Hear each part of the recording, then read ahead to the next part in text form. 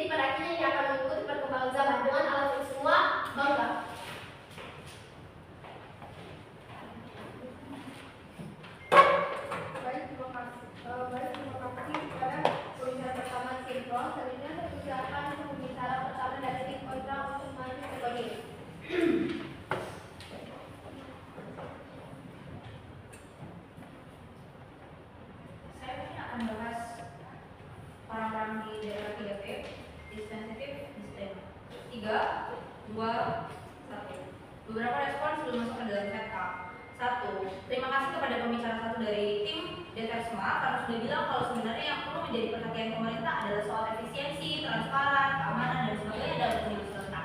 Tapi saya bingung karena mereka tidak menjelaskan kenapa pada akhirnya sistem e-voting ini akan baik dan akan seaman itu. Kita tahu bahwa sekarang banyak sekali orang-orang yang bekerja dalam sistem informatika, misalnya mereka bisa saja jadi web developer, bahkan mereka bisa jadi hacker. Dan ini adalah isu yang mereka tidak sentuh sama sekali. Pun kalau mereka bilang bahwa ya ada sistem terenkripsi dalam sistem mereka, tapi pada mekanismenya sebenarnya sistem terenkripsi seperti apa yang mereka maksudkan? Kalau pembicara kedua mereka hadir dengan bilang seperti yang lebih jelas dan terstruktur pada akhirnya, itu pun juga sudah terlambat. Sebenarnya sistem enkripsi pada sisi mereka itu pun tidak jelas karena ya kita tahu dalam status quo saat ini dengan era digitalisasi dan kemajuan teknologi sekarang itu tidak menjamin banyaknya keamanan yang bisa diberikan dalam sistem teknologi. Juli, kamu harus tahu kalau misalkan bahkan dalam sistem Kominfo, dalam CIA sekalipun ada yang hacker. Sehingga kalau misalkan kamu bilang bahwa kamu akan menjamin keamanan terhadap sistem pemilu ini, saya rasa kepastian yang kamu bisa berikan itu abu-abu sehingga kita tidak bisa prediksi itu Juli. Tapi yang kedua, kalau kamu bilang kamu mendukung hal ini karena harus mengamankan aktor rentan kayak petugas KPPS, saya rasa hal ini terjadi bukan karena semata-mata karena mereka sebesar itu pekerjaannya, tetapi saya rasa ketika kamu jadi petugas KPPS, kamu pun akan ditanya terlebih dahulu tentang kesiapan kamu. Rata-rata petugas KPPS itu menerima saja ketika dia ditawari untuk menjadi petugas KPPS karena ya kamu akan dapat uang dan sebagainya, sehingga mereka tidak memperdulikan kesehatan, dan ketika mereka jatuh sakit, mereka pingsan dan sebagainya, atau bahkan mengancam kehidupan mereka, kamu akan menyalahkan pemerintah. Padahal sebenarnya sebelum kamu jadi petugas KPPS, kamu akan diberikan formulir pendaftaran kesiapan kamu secara mental, secara fisik dan sebagainya. Sehingga kalau kamu bilang bahwa ini akan membahayakan, saya rasa itu juga tidak untuk dikredit Juli. Tapi mari kita masuk ke dalam setup. Sebenarnya kami mengakui apa yang ada di status quo. Kita tahu Juli, kalau memang yang dalam status quo saat ini banyak sekali politik kotor dalam pemilu, misalnya kayak manipulasi surat suara dan sebagainya. Tapi permasalahannya tidak sebatas itu saja. Kalau misalkan kita mau lihat, sebenarnya ketika kita terapkan apa yang mereka lakukan, kayak menerapkan sistem e-voting, ini tidak akan se-efisien itu.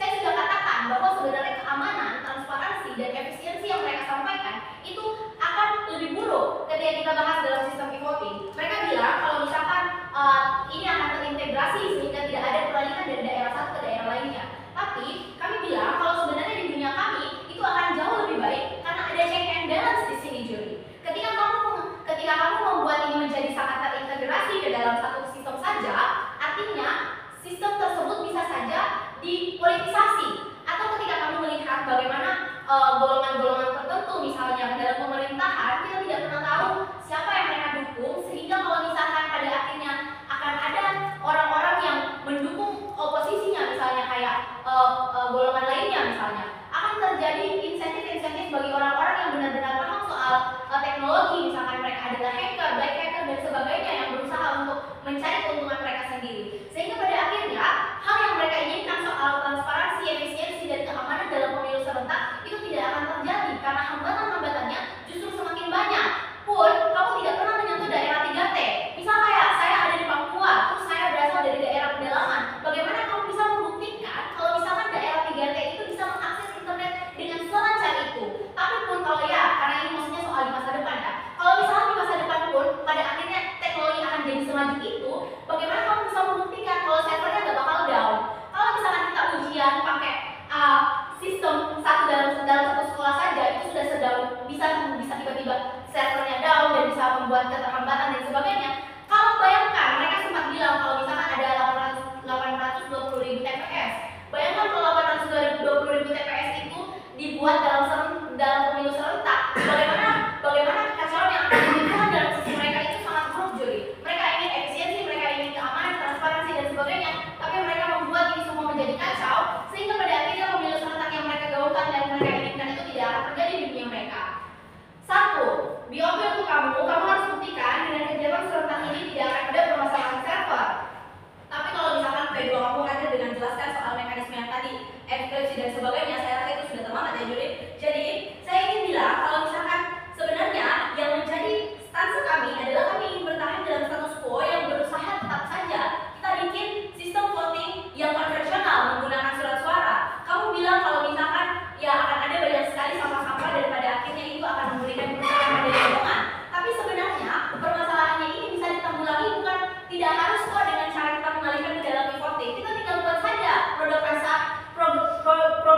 mendaur ulang limbah-limbah tersebut yang pada akhirnya bisa menjadi hal yang baik, bisa menjadi nilai jual yang baik, tidak perlu pakai e-voting, sehingga mereka tidak bisa memberikan hal e-voting itu sebagai sesuatu yang eksklusif karena ada alternatif lain. Tapi yang kedua adalah kalau misalkan mereka akan hadir dengan bilang kayak kalau misalkan e-voting itu akan jauh lebih transparan karena orang-orangnya akan harus punya kewajiban untuk memvote karena mereka punya hak suara dalam satu token dan sebagainya.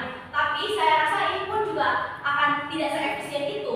Saya sudah jelaskan kepada juri kenapa ini sebenarnya tidak baik itu, bahkan seberbahaya itu. Bayangkan ketika ada satu golongan yang didukung oleh banyak masyarakat, tetapi orang yang mengelola sistem itu tidak mendukung hak suara yang dipilih oleh masyarakat. Bisa saja pengelola server tersebut akan berusaha untuk bagaimana caranya dia mengubah suara tersebut. Kita tidak pernah tahu karena mereka membuat dalam sistem integrasi, akhirnya tidak ada check and balance, tidak ada perhitungan suara secara daerah ke daerah, sehingga kita tidak akan pernah tahu sebenarnya ini nyata atau tidak. Apakah benar paslon C yang menang, apakah benar paslon A yang menang, karena mereka mengintegrasikan sehingga satu sistem satu jawaban saja, tidak ada check and balance, tidak ada transparansi. Sehingga pun kalau misalkan mereka bilang akan ada check and balance dan sebagainya, ya mereka sudah hancur dari awal. Tapi aneh juga jadi ketika mereka bilang bahwa antrian tidak akan sepanjang itu, sedangkan mereka mengadakan bahwa akan ada satu sistem, satu unit saja dalam setiap TPS-nya. Padahal dalam satu TPS itu ada ratusan orang yang mengantri untuk ya pemilu dan memilih dan sebagainya. Sehingga aneh juga strategi mereka. Tapi ini yang menjadi dasar kami. Kenapa kami dengan tegas menolak dan kami menyesali kenapa pemilu serentak masa depan itu harus menggunakan e-voting. Karena saya sudah jelaskan kepada juri sebenarnya yang mereka gaungkan itu tidak semengkhawatirkan itu. Justru sebenarnya mereka yang sangat berbahaya, keamanan, transparansi, efisiensi mereka itu tidak jelas. Bangga jadi kontrak. Baik, terima kasih kepada pembicara pertama tim. Selanjutnya saya persilakan kepada pembicara kedua tim untuk maju ke podium.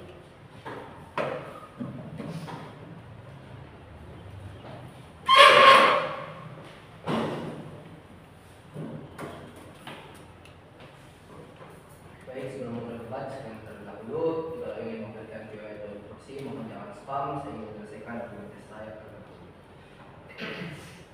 Melanjutkan kasus dalam hitungan 3, 2, dan 1.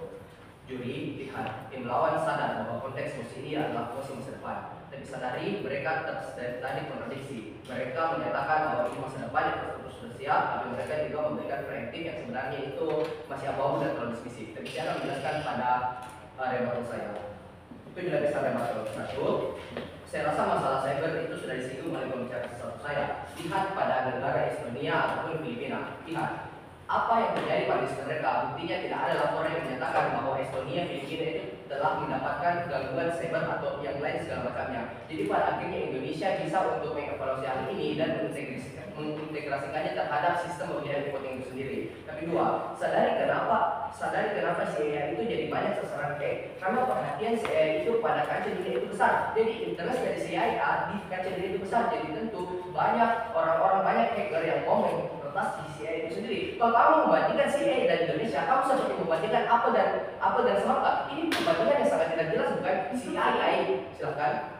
Juri, mereka membandingkan Indonesia dengan negara Estonia dan Filipina. Tapi kita bandingkan berapa sih jumlah penduduk di Filipina dan juga jumlah penduduk di Indonesia. Dengan banyaknya jumlah penduduk di Indonesia, saya rasa hal yang kamu bandingkan itu juga sama kayak kamu bandingkan apel dan semangka.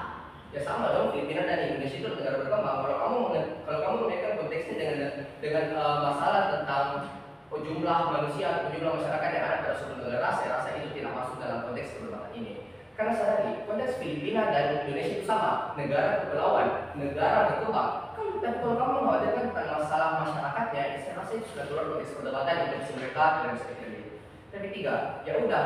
Tadi pembicara satu mereka menyinggung tentang masalah petugas KPPS. Dan pada akhirnya petugas KPPS itu telah membuat janji kalau mereka itu tidak akan memperdulikan masalah kesehatannya mereka, dan mereka tentu akan yang namanya membiarkan kalau petugas KPPS itu sakit. Tapi secara langsung mereka mengamini bahwa di sisi mereka itu malah terjadi, dan pada akhirnya di sisi mereka itu akan buruk karena mereka tidak pernah memberikan perhatian terhadap petugas KPPS itu sendiri. Jadi saya rasa aktor petugas KPPS di sisi mereka itu tidak akan pernah teratasi dan tertangani. Pada akhirnya siapa yang akan rusak di sini? Justru sistem struktural dari bangunan itu sendiri akan rusak. Karena kalau petugas KPPS ini burn out, petugas KPPS ini pusing ataupun kehabisan, pada akhirnya apa? Akan terulang yang namanya kemudian akan terulang namanya rekapitulasi suara. Pada akhirnya ini akan membuat sistem yang lama, kan? Tapi yang keempat, kamu bilang bahwa akan ada check and balance dan akan ada politisasi di sisi saya. Tapi saya rasa ini lain di kedua sisi, maka di sisi kamu itu lebih lain. Jadi, sadari, kamu telah menjelaskan bahwa politisasi itu seperti apa, jadi saya tidak usah menjelaskan. Bagaimana politisasi itu bisa lebih terjadi, dan di sisi kamu sadari, data dari Kemendagri 2020. Data dari Bawaslu 2019 ada 3.000 lebih lembaran dengan kecurangan manual di rekapitulasi suara. Ini pada akhirnya kamu tidak bisa membuktikan. Pada akhirnya politisasi itu tidak akan ada di sisi kamu. Pada akhirnya politisasi di sisi kamu akan dimarah. Tapi sebenarnya saya akan menjelaskan kepada Anda memberikan jaminan bahwa pada akhirnya di sisi kami itu akan lebih likely hal ini tidak akan terjadi. Saya akan menjelaskan itu dari kasus kamu saya. Silakan. Juri, lihat mereka berikan contoh dengan 3.000 kasus kecurangan. Bayangkan di sisi mereka menggunakan e-voting dengan 200 lebih juta penduduk yang bisa saja dimanipulasi datanya.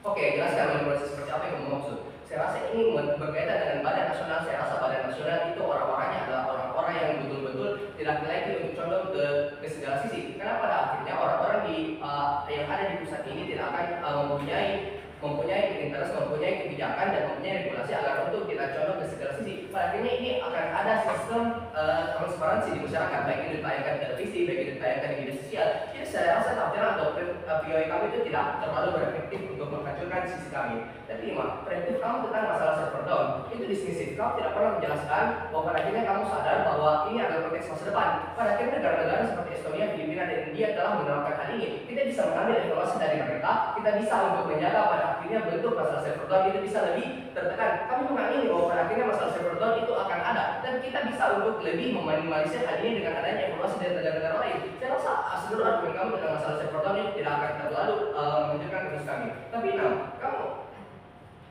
kamu membawa konteks masa depan, tapi tidak ada analisis. Tapi saya rasa telah ada analisis dan evaluasi jelas dari negara-negara yang sudah hal ini. Pun pada akhirnya kalau kamu menghadirkan solusi yang efektif seperti olah limbah, saya rasa ini terlalu dismisif. Karena pada dasarnya kertas yang telah dipakai oleh KPPS itu tidak ada bukti sampai sekarang status quo bahwa mereka itu telah diolah limbahnya atau diolah limbah kemana. Kalau ini hadir pembicaraan mau diubah seperti ini, mau diubah ke arah sana, saya rasa ini sudah terlambat dengan mekanisme mereka itu hancur. Sebenarnya solusi yang mereka tawarkan itu tidak terlalu berpengaruh karena ini sistem voting yang kita mau adalah efisiensi dan bagaimana transparansi dari sebuah pemilu itu bisa terjadi. Jadi saya rasa kalau kamu menangani masalah limbah dengan pengolahan limbah ini, saya rasa itu terlalu dismisif, hancur sisi kamu. 7. Kamu mengkhawatirkan di sisi kami akan ada masalah antrian panjang dan saya akan jelaskan ini pada poin mekanisme saya. Mari bangun kasus. Juri, sadari, kamu dari tadi khawatir tentang keamanan cyber ataukah kesenjangan digital. Pertama, diambil dari data KPU sudah menggunakan data center Tier 3 dan blockchain based audit system yang sudah diterapkan di beberapa negara seperti Estonia sejak 2005 dan keamanannya sudah terbukti. Bahkan sejak 2005 Estonia telah menggunakan hal ini, buktinya tidak ada manipulasi data, tidak ada namanya kesenjangan cyber dan lain sebagainya. Tapi apa sebenarnya bukan proposisi dalam masih ini? Sadari, bukan proposisi adalah membuktikan kepada Anda bahwa e-voting meningkatkan efisiensi, transparansi dan legitimasi pemilu dibandingkan sistem manual dan semua hal lawan itu bisa terjawab dengan teknologi dan regulasi yang tepat. Tapi sebenarnya apa argumentasi dari sisi proposisi? 1. E-voting membuat pemilu lebih efisien dan sulit dimanipulasi dibandingkan manual karena sistem manual itu biaya logistik dan distribusi besar itu sendiri. Tapi sebenarnya data dari Bawaslu 2019 yang sudah saya jelaskan tadi ada 3.000 lebih data manual yang telah termanipulasi pada pemilu 2019. Pun pada akhirnya Kemendagri 2022 melaporkan bahwa anggaran pemilu 2019 itu rupiah 25,9 triliun rupiah. Dengan e-voting anggaran bisa ditekan hingga 30 hingga 40% sendiri. Estonia sejak 2005 juga telah menerapkan hal ini, buktinya sudah jelaskan tadi bahwa Estonia tidak pernah mempunyai masalah ke platform cyber dan lain sebagainya. Tapi apa sebenarnya mekanisme dari sisi proposisi? 1. Pemerintah membangun sistem e-voting dengan sistem e-voting di sistem TPS yang terkoneksi dengan server nasional. Sistemnya itu ada dua, karena sadari kita tidak menutup bahwa ada tempat-tempat yang tersambung dengan internet atau internetnya itu buruk. Tapi kalau internetnya itu bagus, kita bisa untuk langsung mengirimnya ke datanya di server pusat. Tapi kalau internetnya jelek, kita bisa memasukkannya ke chip atau flash disk center inskripsi. Lalu kita membawanya ke kantor kabupaten dan itu akan dikirim datanya ke pusat nasional itu sendiri. Yang kedua, pemilih masuk TPS memverifikasi biometrik sidik jari ataupun IKTP mereka lalu mencoblos lewat mesin. 3. Setelah terverifikasi, pemilih mengarah ke arah voting sendiri. Di 4. Di layar mesin muncul daftar partai dan anggota tunggu partai lalu pilih dan konfirmasi yes. 5. Mesin mencetak sejak audit singkat untuk masuk ke kotak verifikasi dengan waktu 1-2 menit. Ini menyebut kekhawatiran kamu karena sadari waktu 1-2 menit untuk memasukkan audit itu tidak sebanding dengan kamu harus melipat. Kamu harus merobek, tidak bisa kamu harus mulai harus membuka dan memasukkan 5 surat ke kotak yang sendiri. Jadi saya rasa masalah efisiensi waktu, uang, tenaga, transparansi itu dimenangkan oleh sisi proposisi. Terima kasih. Terima kasih kepada pembicara kedua tim nol. Kemudian kami persilakan kepada pembicara kedua tim kontra untuk masuk ke podium.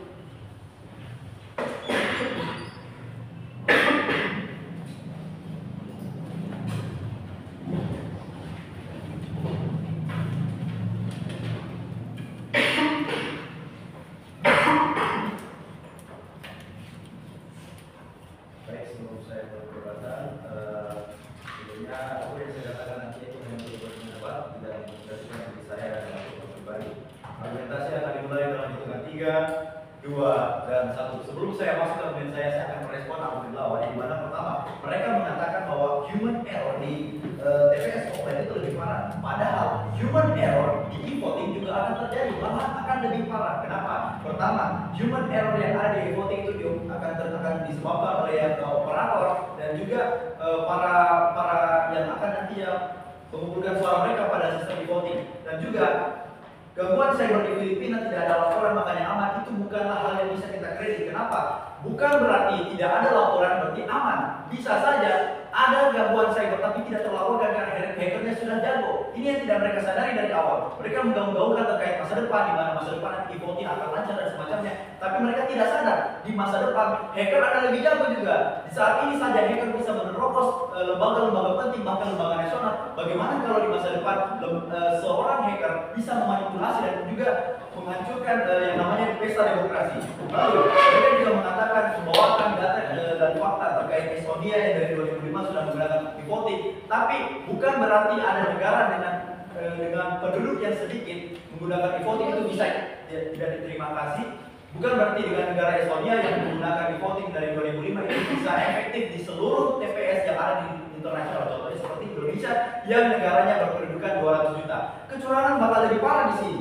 Dan juga bahkan kalau di masa depan kamu tidak bisa menjamin bahwa daerah 3T ini jaringannya lancar. Tidak ada jaminan sampai sekarang. Bahkan kalau misalnya lancar, server masih bisa down. Server yang down itu tidak bisa diberikan. Satu, mengenai audio voting itu disebabkan oleh operator atau kumpulan suara itu akan terjadi karena saya rasa konteksnya ketika dia sudah melakukan voting di mesin itu akan langsung mengumpulkan, tidak ada lagi operator yang menghitungnya. Tapi dua, kalau mereka khawatirkan tentang daerah 3T, akses internet itu ada dengan kewenangan format karena DPS tidak dilakukan di rumah, dia dilakukan di tempat pemilu, artinya pemerintah yang menyediakan internet itu.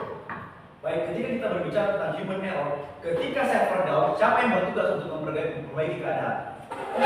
Operator bisa saja human error di situ, dan di saat server down, suara masih bisa dimanipulasi karena mereka membutuhkan waktu untuk mengembalikan server tersebut. Lalu masuk ke argumentasi saya. Satu, mengapa pemilu tutup akan jauh lebih buruk di sisi pro? Satu, karena e-voting memerlukan jaringan internet, e-voting sangat rentan dengan server down seperti yang sudah dikatakan dalam statement saya. Di saat server down, kecurangan akan lebih rawan karena server bisa diretas. Sebuah lembaga penting saja seperti kementerian bisa dibobol, CIA bisa dibobol, apalagi kalau sekedar pemilihan suara. Nah, ada juga resiko kecurangan dari internal. Kecurangan bisa terjadi dari internal dan juga eksternal. Ketika kecurangan terjadi dari internal, bisa dilakukan oleh operator yang bisa saja mendukung salah satu paslon. Namun ketika kecurangan dari eksternal yang saya maksud adalah ada orang yang bukan bagian dari pemerintah tapi mendukung salah satu paslon, tapi dia memiliki insentif terkait teknologi, dia memanipulasi suara untuk apa yang menjadi keinginan awalnya. Misal, saya adalah hacker yang mendukung 01, tapi 01 itu kalah suaranya dengan 02. Saya bisa saja mengambil semua suara untuk mendukung apa yang saya pilih dari awal untuk menang, dan ini tidak akan bisa diduga, ya kan? Kalau mereka bilang kita nggak akan sama itu karena ada kecurangan, saya rasa satu saya sudah bilang kalau ini ada audit dan langsung ke pusat. Sedangkan di sisi mereka kecurangan akan jauh lebih besar karena ketika suara-suara dikumpulkan lewat kotak suara, apa bukti diambil jaminan kalau KPPS itu yang mendukung paslon nomor 1 tidak membawa larinya atau tidak memanipulasi data tersebut dengan jaminan formal, tidak ada jaminan. Baik, ketika kita berbicara soal jaminan di kedua sisi belum bisa menjaminkan lebih jamin, tetapi di sisi mereka sulit untuk menjamin terkait satu, apakah akan ada perbaikan yang efektif jika server down, kedua, apakah operator terjamin akan jujur. Karena terus terang saja, jika pemilihan sebelum e-voting masih rawan kecurangan, apalagi setelah e-voting yang ternyata jaringan atau jalur-jalur untuk melakukan kecurangan itu lebih gampang karena menggunakan teknologi ataupun internet.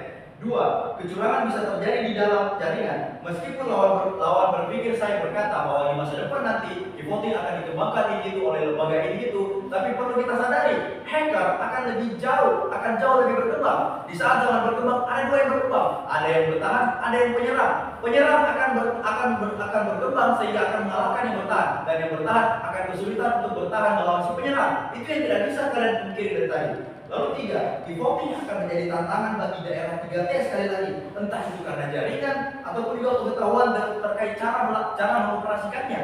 Tidak segampang itu kita melakukan e-voting. Contoh, saya tinggal di daerah 3T. Anggap saja saya tinggal di Papua sekali lagi, tapi saya dan masyarakat di sekitar saya itu tidak memiliki pengetahuan untuk mengoperasikan e-voting. Apakah saya bisa memberikan suara dengan adil? Tidak ada jaminan. Tapi apa yang bisa terjadi? Ketika saya tidak punya pengetahuan, saya bisa saja dimanipulasi di sana. Mungkin saya akan diberikan saran, kalau kamu begini, itu artinya sudah sesuai dengan pilihan kamu. Tapi ternyata kalau kita ditipu bagaimana?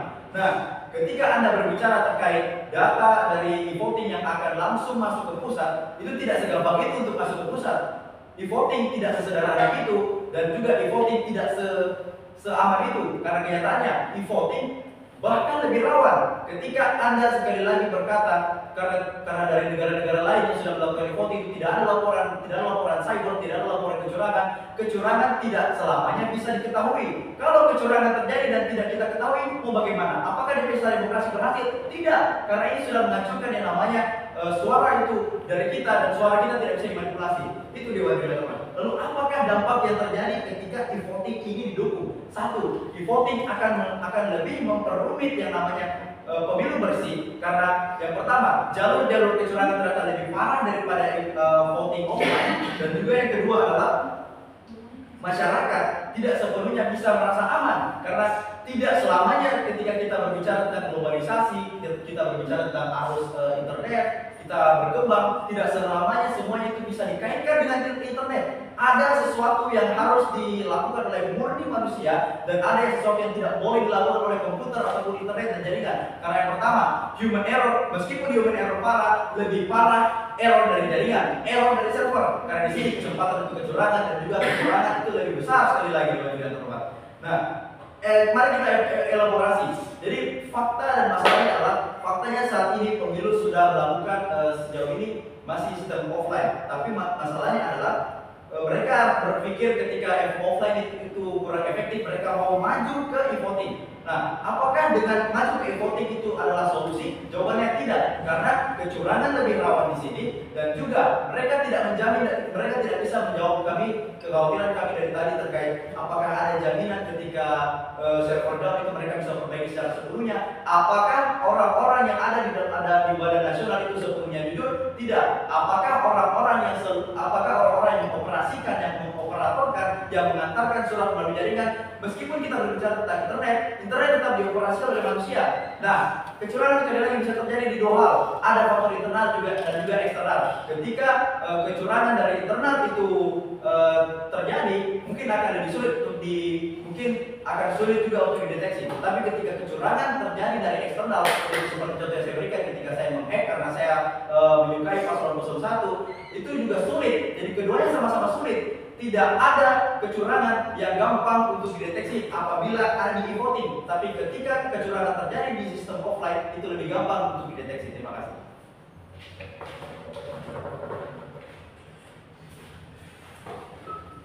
Baik, terima kasih kepada pembicara kedua tim kontra. Selanjutnya kami persilakan kepada pembicara ketiga tim pro sebagai ketua podium.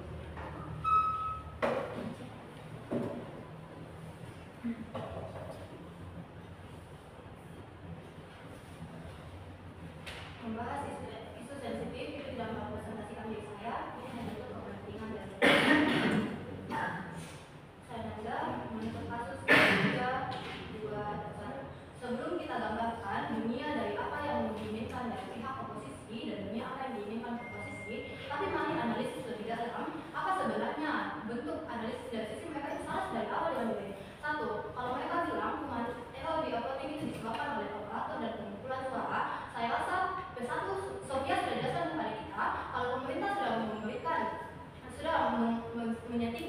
atau mengaturnya untuk tinggal orang datang untuk memilih, sehingga pada akhirnya untuk pengumpulan suara di kita itu akan langsung instan hasilnya di Dewan Terhormat. Hadir operator di pihak kami hanya untuk meminimalisir dan untuk mengawasi bagaimana bentuk orang yang datang ke TPS itu Dewan Terhormat. Tapi hukuman error tidak akan terjadi karena fokusnya cuma satu, yaitu untuk kalau mereka bilang tentang hacker yang akan lebih jago di masa depan, saya rasa pemerintah nggak sebodoh itu, karena ini adalah pemilih presiden, pemilih masa depan kamu, pemilih pemimpin kamu. Pada ini pemerintah nggak akan sebodoh itu untuk membiarkan akses yang sudah rentan itu mau untuk dihacker. Dia akan melakukan instruksi atau pengawasan seperti P1 saya sudah jelaskan. Ya silakan. Ketika kita berbicara tentang sebodoh apa, meskipun kita pintar, kita tidak akan bisa kebal dari hacker. Hacker masih bisa meretas kita walaupun kita menolak itu. Terima kasih. Juri, kita akan hadir dengan meminimalisir karena P1 saya sudah bilang kalau kita akan melakukan data inskripsi seperti di WA aja udah ada inskripsi data atau perlindungan 2 kali keamanan lebih jauh. Kenapa kita nggak bisa menerapkan di pemilu yang notabene ini adalah hal yang sensitif, hal yang untuk memilih pemimpin kamu di masa depan. Jadi pada akhirnya ketika mereka khawatirkan itu, saya rasa pemerintah di sekitar tidak akan seperti itu pada akhirnya. Tapi tidak sih, kalau mereka bilang nggak selama itu pada akhirnya, tapi pahami konteksnya. Kecurangan itu ada di dua sisi, tapi siapa yang mampu untuk meminimalisir kecurangan itu di Dewan Terhormat. Di pihak mereka tidak ada pernah insentif kepada kita. Bagaimana ketika mereka melakukan TPS, bagaimana kotak suara itu dijamin untuk sampai langsung ke pusat, sehingga pada akhirnya orang-orang yang melakukan pemilihan atau penghitungan suara hanya orang yang berada di sekitar mereka saja, dalam artian panitia saja Dewan Terhormat. Tidak ada jaminan di pihak mereka. Sedangkan di pihak kami, Sofia sudah jelaskan kalau mereka melakukan pemilihan lewat telepon misalnya, data itu akan langsung masuk ke pusat Dewan Terhormat. Inilah bentuk bisnis kami akan jauh lebih meminimalisir yang namanya kecurangan pada akhirnya. Tapi peran manusia di sekitar kita itu tetap ada, karena kita ya nggak bisa hanya berandalkan pada efektif itu. Operator hadir di sini untuk memastikan setiap orang yang datang memilih dan memastikan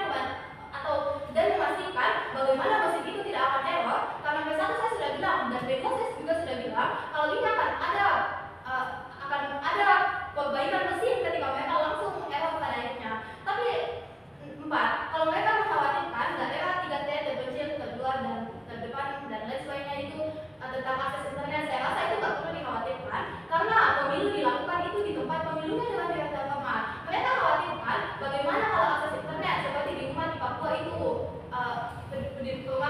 rumah di Papua itu nggak kena akses internet. Tapi kami pikir dengan bilang kalau bentuk mesin e-voting itu tetap dilakukan di tempat pemilu, tapi hanya bentuknya lewat mesin Dewan Terhormat. Artinya di sana kita menyediakan internet terlebih dahulu. Bagaimana adanya internet itu langsung terhubung ke e-voting, sehingga saya rasa itu tidak perlu dikhawatirkan di pihak mereka. Ya, Juri, mereka ingin untuk ada pemilu yang efisien, tapi kalau misalkan mereka bikin pemilunya ya kayak begitu, artinya kamu juga mendukung dong kalau misalkan masyarakat akan disusahkan dengan mobilisasi dan sebagainya. Karena daerah 3T itu banyak sekali hambatannya, misalnya kayak kamu harus lewati gunung-gunung dan hutan-hutan terlebih dahulu.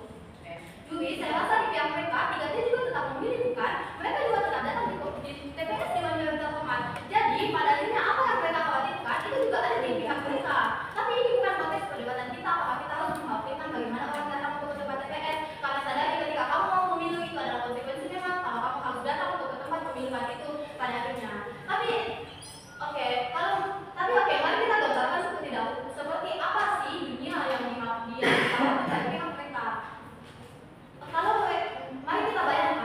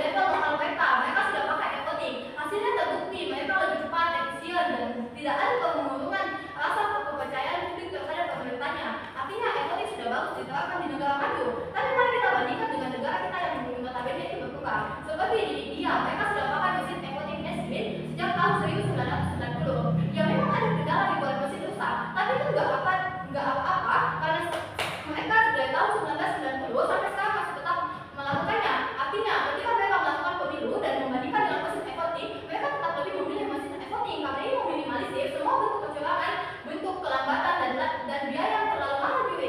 Ini pada akhirnya mereka nggak pernah kembali ke kertas. Artinya sistem itu dianggap jauh lebih baik daripada manual dengan semua alasan bangga mendukung mesin. Pada pembicara ketiga tim plot, selanjutnya lagi silakan pada pembicara ketiga tim plot untuk maju ke podium.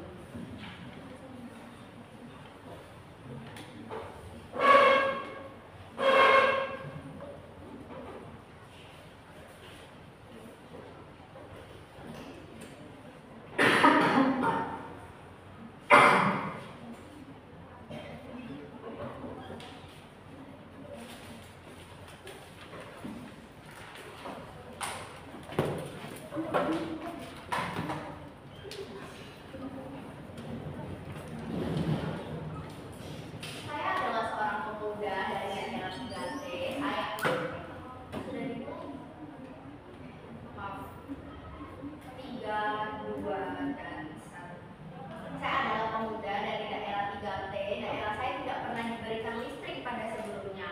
Namun saat ini diberikan listrik, nyatanya ini hanya keperluan untuk demokrasi, untuk pemilihan umum. Padahal daerah kami itu sudah terbiasa dengan adanya pemilihan kertas karena ini dianggap sebagai pesta demokrasi. Kami senang untuk melakukan ini karena ini adalah salah satu ciri khas dalam pemilihan umum. Tapi saat ini diubah, kami bingung karena kami tidak pernah mendapatkan sistem ini sebelumnya. Kami bingung apakah suara kami akan betul-betul terhitung seperti sistem kertas. Karena di saat menggunakan sistem kertas, kami melihat bagaimana proses penghitungan itu terjadi. Kami tahu di daerah kami ada berapa banyak pemilihan.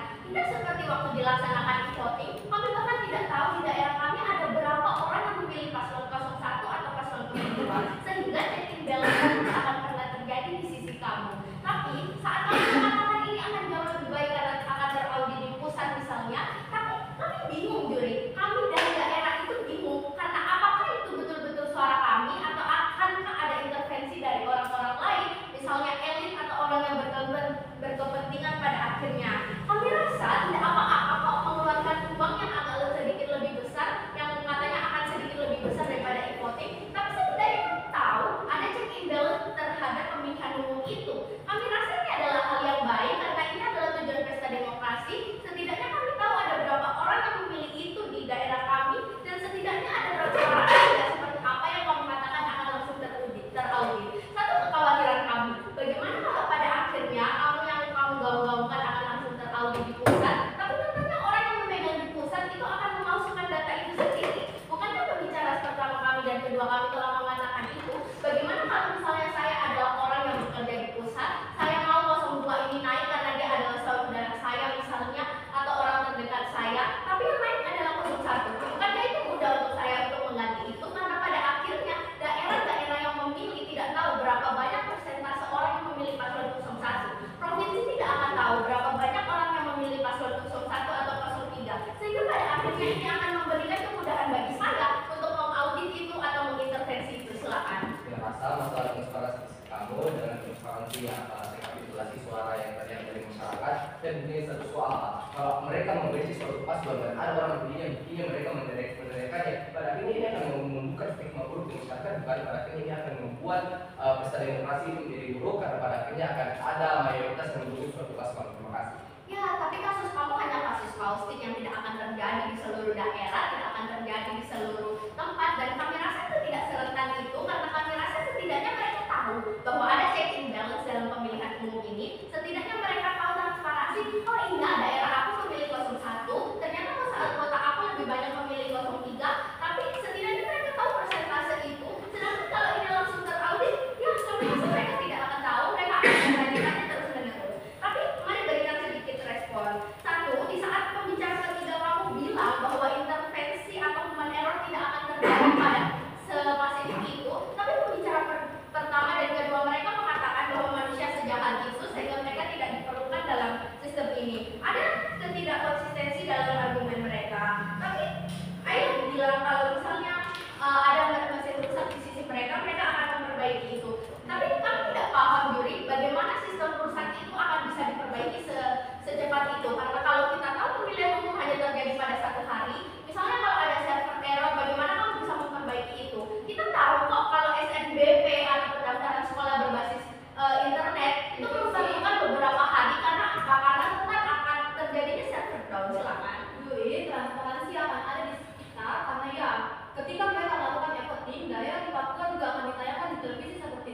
70% misalnya, sehingga pada akhirnya transparansi tetap ada di pihak kita. Bagaimana di sisi mereka hanya melakukan hal yang begitu lama pada akhirnya, dan tidak ada jaminan kalau orang mau untuk melihat hasil suara itu lebih lama pada akhirnya di KPU.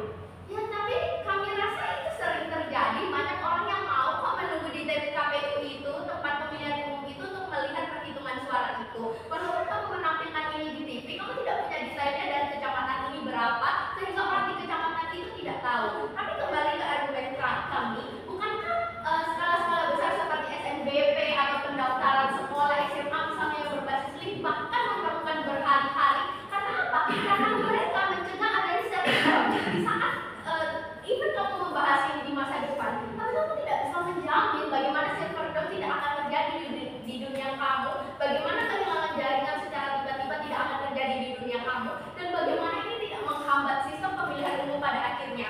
Oke, kalaupun mereka bilang juri, kalau misalnya dengan sistem e-voting ini akan menghemat efisiensi, tapi kita mempertanyakan, mereka bilang ini akan jauh lebih efisien dalam segi waktu, tapi mereka mengatakan bahwa satu tempat pemilihan umum hanya akan mendapat satu mesin pada akhirnya. Kami bingung bagaimana ini akan jauh lebih efisien saat ini dilakukan satu hari, saat kamu menggunakan hanya satu mesin, sedangkan satu TPU dihadiri bisa ratusan orang hingga ribuan orang. Sehingga pada akhirnya ini tidak akan terjadi di sisi kamu, efisiensi yang kamu katakan adalah bohong dan itu tidak akan pernah terjadi. Tapi apa yang kami maksud di dunia kontra? Di saat kita tetap bertahan kepada status quo, ini akan jauh lebih baik. Ini tidak akan menimbulkan lebih banyak udara seperti apa yang kamu katakan, dan kekhawatiran kamu sedari tadi itu kami rasa terlalu berlebihan. Bukankah kita udah bilang kalau misalnya kasus kematian itu tidak betul-betul disebabkan oleh pemilihan itu sendiri? Kami rasa kalau kamu bekerja di situ, kamu merasa kamu mau bekerja di situ, itu adalah tanggung jawab kamu, itu adalah resiko kamu. Kami rasa yang harus diperketat kalau kamu mau menjaga keselamatan pekerja adalah tes itu sendiri, bukan langsung mengganti itu dengan e-voting yang kamu bahkan perlu tanyakan bagaimana keberhasilan ini. Ini masih abu-abu, kamu belum bisa menjamin. Oke, kalau kamu membawa negara Islamia atau Filipina, tapi juri negara Islamia dan Filipina jauh lebih sedikit masyarakatnya dibandingkan Indonesia. Indonesia terdapat 200 juta orang tidak. Tapi kalau kamu bilang tadi POI kami itu tidak masuk, justru ini masuk juri. Karena apa? Karena di saat negara dengan orang yang lebih banyak, pasti mereka akan langsung menggunakan server itu secara bersamaan. Mereka akan menggunakan server itu secara bersamaan, dan itu akan jauh lebih banyak dari negara yang kamu contohkan. Oke, kalaupun kamu bilang India yang sudah terjadi kerusakan mesin tapi tetap menggunakan itu, mungkin itu adalah tradisi mereka. Mereka sudah menggunakan itu lebih lama daripada kita. Tapi lihat bagaimana Indonesia itu masih sangat akan masih krusial untuk hal ini. Kami rasa even masih ini membahas tentang masa depan, mereka juga tidak bisa menjamin bagaimana daerah 3T itu akan betul-betul mendapatkan akses yang sama seperti perkotaan. Mereka akan memahami ini, dan transparansi yang mereka maksud sedari tadi itu berubah-ubah dari pembicara pertama hingga ketiga. Kami bingung apa yang mereka maksud sebenarnya. Untuk segala alasan bangga berada pada tim kontra.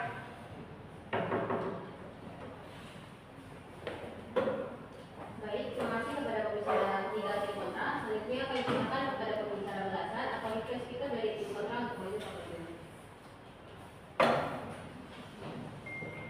Saya simpulkan kasus kontra dalam 3, 2, 1.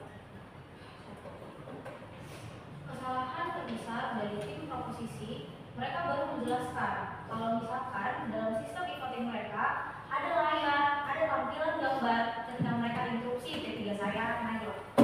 Padahal dari P1, P2 hingga P3 mereka tidak menjelaskan sebenarnya seperti apa transparansi yang akan diberikan. Mereka cuma bilang, oke, kamu akan mendapatkan suara, kamu bisa memilih suara tersebut, kamu akan mendapatkan langsung auditnya di sistem pusat. Tapi mereka tidak jelaskan transparansi dalam layar itu seperti apa hingga tiba kepada interupsi Naila. Sehingga saya rasa kalaupun mereka di akhir reply speaker mereka kayak di Fari akan sebutkan mekanisme seperti apa, itu sudah sangat terlambat juri. Tapi mari kita lihat sebenarnya apa yang menjadi perdebatan kita pada mosi perdebatan kita hari ini adalah soal kalau bagaimana sih sebenarnya itu di seluruh TPS itu harus didukung atau tidak didukung. Sebenarnya di masa depan, Naila sudah sempat jelaskan kalau misalkan dalam kondisi sekarang dengan era digitalisasi seperti saat ini saja, itu sudah banyak sekali ketidakpastian terhadap aksesibilitas dan juga pemerataan. Tapi bayangkan ketika ini terjadi di masa depan pun tidak punya kepastian, apalagi kamu sebutkan bahwa Indonesia misalkan kayak sebagai negara-negara berkembang. Kalaupun kamu bilang pada akhirnya akan ada aksesibilitas karena sistemnya cuma satu unit dalam setiap TPS dan sebagainya. Tapi saya bingung karena sebenarnya kamu tidak pernah jelaskan. Karena pun kalau misalkan di dunia kamu dan di dunia saya itu ada proses distribusi dan sebagainya. Saya rasa itu pun pada akhirnya simetris sehingga ya perdebatan kita cukup deadlock. Tapi yang kedua adalah soal kamu yang sebenarnya sangat dismisif terhadap apa yang kami sampaikan. Kami sudah jelaskan kepada kamu kalau sebenarnya petugas KPPS itu memiliki concern terhadap dirinya sendiri. Ketika kamu bilang bahwa pemerintah abai dan kita mendukung dunia berdarah dalam sistem pemilu ini, sebenarnya saya sudah sampaikan kepada kamu dan dilanjutkan juga sama Naila. Kalau sebenarnya petugas KPPS itu hadir dan siap untuk jadi petugas KPPS atas concern mereka sendiri. Pun kalau mereka tidak peduli atas kesehatan mereka, tidak mungkin kamu menyalahkan pemerintah. Padahal mereka yang menandatangani bahwa mereka siap secara fisik, mereka siap secara mental. Sehingga kalau ada mereka sakit atau mereka pada akhirnya menjadi drop dalam fisik dan kesehatannya, saya rasa kamu tidak boleh menyalahkan pemerintah atas kesalahan tersebut dan malah dismisif bahwa sebenarnya itu adalah tanggung jawab mereka sendiri. Saya rasa pemerintah tidak bertanggung jawab atas hal tersebut. Tapi tiga, kamu bilang bahwa kalau dengan pemilu serentak ini akan bikin transparansi, efisiensi, keamanan dan sebagainya. Kamu bilang bahwa ada enkripsi seperti WhatsApp dan ya kayak misalkan seperti WhatsApp dan sebagainya itu yang kamu bilang yang akan diberikan juga kepada sistem pemilu. Tapi Naila sudah jelaskan juga kalau misalkan itu tidak akan seefisien itu. Pun Kenzi sudah jelaskan kepada juri kalau misalkan apa yang mereka sampaikan itu sebenarnya sangat dismisif terhadap apa yang ada.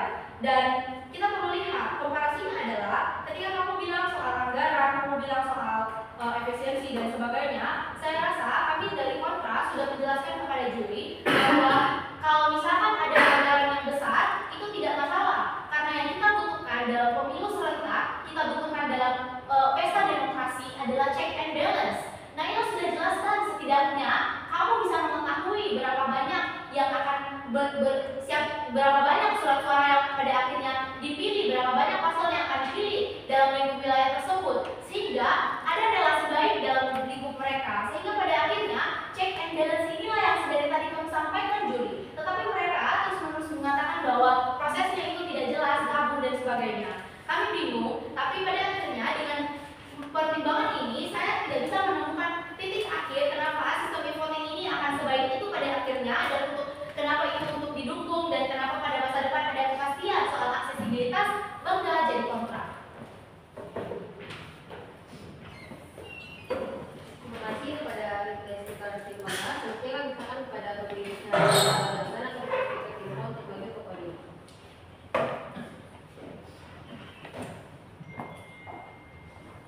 Kemenangan tim pro akan dimulai dengan 3, 2, 1. Saya masyarakat desa, saya bingung kenapa pesta rakyat di daerah saya saat rekapitulasi suara saling serang dan menghina serta merepresi orang lain. Apakah ini gambaran bangsa saya? Itu secara simpel bagaimana kasus di sisi oposisi itu terjadi. Tapi sebenarnya kenapa alasan tim oposisi itu sudah kalah dari awal? Satu mereka hadir dengan kontrafaktual untuk menangani masalah limbah tentang masalah limbah. Tapi sayangnya tidak pernah dijelaskan oleh P2 hingga P3 mereka. Jadi saya rasa ini dismisi dan kasus tentang itu di sisi mereka itu rontok. Tapi dua, mereka kurang bisa membuktikan bahwa sistem pemilihan manual tidak akan lebih rawan. Oke, kalau kamu bilang akan ada pengawasan dan lain sebagainya, tapi kamu tidak bisa menutup kemungkinan bahwa akan ada kecurangan. Kamu tidak bisa menggunakan kamu tidak bisa untuk memperbesar, minimalisir bagaimana sistem manual itu akan terjadi di sisi kamu. Ketiga, pembicara satu mereka memframe perdebatan ini dengan membawa aktoran tanya yaitu petugas KPPS. Tapi sayangnya pembicara dua hingga pembicara mereka gagal untuk menjelaskan aktoran tanya itu seperti apa. Pembicara dua dan pembicara tiga mereka mengatakan seperti ini. Ya udah, mereka sudah menandatangani suara, mereka sudah menandatangani surat. Pada akhirnya mereka tidak mau dong, mereka harus menerima bahwa pada akhirnya kesehatan mereka itu terganggu. Mereka tidak pernah melindungi aktoran ini. Jadi saya rasa framing pembicara satu mereka tidak bisa dilanjutkan oleh pembicara dua hingga pembicara tiga mereka. Oke. 4. Oke, mereka amini bahwa ada kecurangan manual dan voting, dan ini likely untuk lebih lain terjadi di kedua sisi. Tapi mereka tidak pernah menjawab bahwa di sisi mereka itu akan tetap ada rekapitulasi suara ulang dan tidak pernah menjelaskan bahwa akan ada minimalisir kecurangan. Dan kelima, mereka tidak pernah menjawab tentang masalah efisiensi dana, waktu dan tenaga. Saya rasa pembicaraan satu telah mengatakan tentang masalah efisiensi dana dan tenaga, tapi mereka coba bilang seperti ini. Oh ya, tidak apa-apa kita memberikan suara yang lebih besar, asalkan masyarakat bisa mempercayakan suaranya kepada pemerintah. Tapi saya rasa mereka kurang bisa mengelaborasi hal ini, jadi saya rasa ini diskusi mereka. Tapi yang terakhir, pembicara ketiga mereka mengatakan tentang masalah akses 3T. Jadi pada akhirnya mesin itu tidak bisa dibangun ke wilayah 3T karena masalah akses wilayah ke sana itu tidak bisa. Tapi sebenarnya ini linear di kedua sisi, itu tidak eksklusif di sisi kami. Pada akhirnya itu akan lebih lanjut di sisi mereka. Karena apa? Karena pada akhirnya mereka mengamini bahwa akses ke 3T itu sangat sulit. Mereka juga mengamini bahwa pada akhirnya distribusi pun pada akhirnya sisi mereka distribusi suara dari 3T menuju ke tempat-tempat yang notabene terhubung ke pusat itu akan ribet pada akhirnya. Mereka mengalami hal ini tapi mereka tidak pernah menjelaskan secara eksplisit bagaimana itu di sisi mereka. Mereka sedang terus menyerang tim pro, tapi mereka tidak pernah merekonstruksi apa kasus di sisi mereka.